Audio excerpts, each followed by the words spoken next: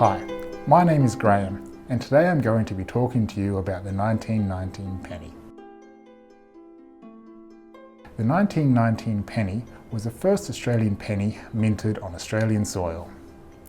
Although Australian pennies have been made for the newly federated nation since 1911, they were all minted at the Royal Mint in England or India.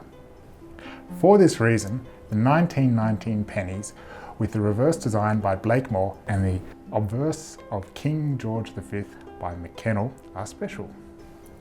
The 1919 penny has three different variations that can be distinguished by the location of small beads around the scroll on the reverse. The first variety has no dots.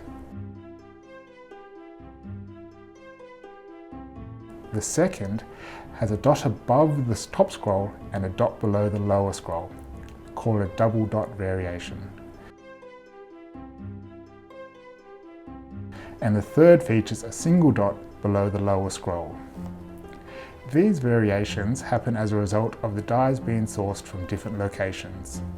The London Mint, which were considered completed dies, the Melbourne Mint, which were cloned dies based on the London dies, and the Calcutta Mint in India, which were half-finished, unhardened dies completed by the Melbourne Mint before production.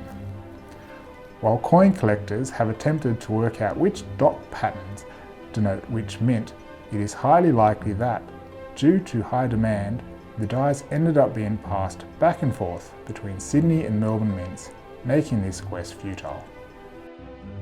While they're not particularly rare, 1919 pennies can still fetch a collector more than $1,000 depending on condition. Join us next time as Sally introduces the 1930 penny.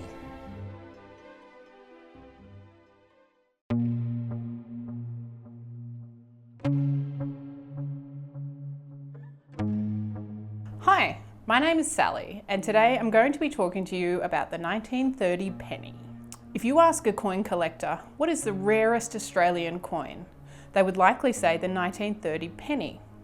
While not technically correct, the 1930 pennies are prized possessions among collectors. Known as the coin not meant to be struck, they were minted during a tumultuous time in the middle of the Great Depression. Because of the economic recession, in 1930, the Commonwealth decided not to place any orders for new pennies, yet some were made. It is estimated that there are 1,500 in existence, and there are a number of theories as to how they came to be. One theory actually suggests that a tour guide from the Melbourne Mint made the pennies for visitors to take home as a souvenir. Their mystery and rarity makes them worth a pretty penny. A proof version, once belonging to the British Museum, sold at auction for 1.15 million Australian dollars in 2019. With the McKennell effigy of King George V on its obverse and the minimalistic Blakemore reverse, the 1930 penny is one of Australia's most iconic coins and is worth a whole lot, both in historic and monetary value. Join us next time when Amy introduces you to Australia's actual rarest coin, the 1945 penny.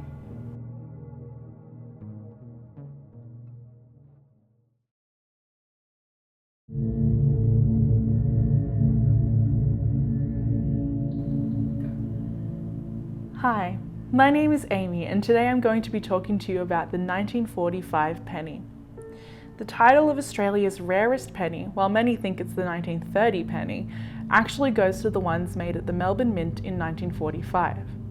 Featuring Thomas Humphrey Paget's effigy of King George VI and the jumping kangaroo reverse, only 4 pennies were produced at the Melbourne Mint that year.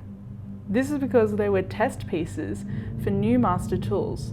They were made to ensure the tools were accurate before they were sent to the Perth Mint and used to produce over 10 million pennies that were needed for that year.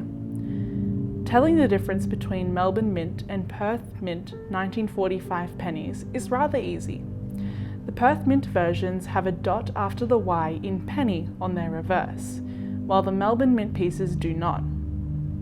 Before you start digging through your collections, unfortunately, all 4 Melbourne Mint 1945 pennies are accounted for. 2 of the pennies have been auctioned off to private collectors, one of which sold for $250,000. One is in the Museum of Victoria collection, and one is held in the National Coin Collection at the Royal Australian Mint. Join us next time as Graham talks to you about his favourite coin, the 1956 penny.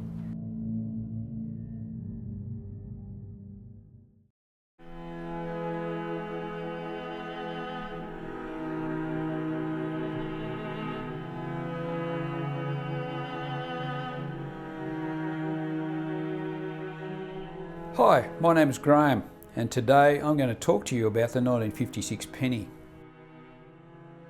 The 1956 penny isn't all that special in historical or monetary terms, but it certainly holds a special place in this narrator's heart. 1956 is the year I was born. Like other pennies made since 1938, the reverse of the 1956 penny features a leaping kangaroo in full flight. Its obverse features the Mary Gillick effigy of Queen Elizabeth II, the first effigy of our current monarch. Like most pre-decimal coins, not all of the 1956 pennies were made at the one mint. In 1956, the labour was split across the Melbourne and Perth mints, and you can tell the difference. In the numismatic world, you can usually tell the difference between one Australian mint and the other by one of them having a small dot next to the Y in the word penny. In 1956, the way to tell them apart is actually a little bit harder to see. Around the outside of the penny, on the obverse, there are a number of small beads. The Melbourne obverse features 120 beads, and the I in Gratia and Elizabeth is a line in the centre of one of these beads. The Perth obverse, however, only has 116 beads, and both the I of Gratia and Elizabeth sits between two dots. With just under 26 million coins made between the two mints, the coins are worth anywhere between $3 in circulating condition and over $300 in proof condition. Join us next time when Georgina talks you through the obverse and reverse designs on Australian pennies.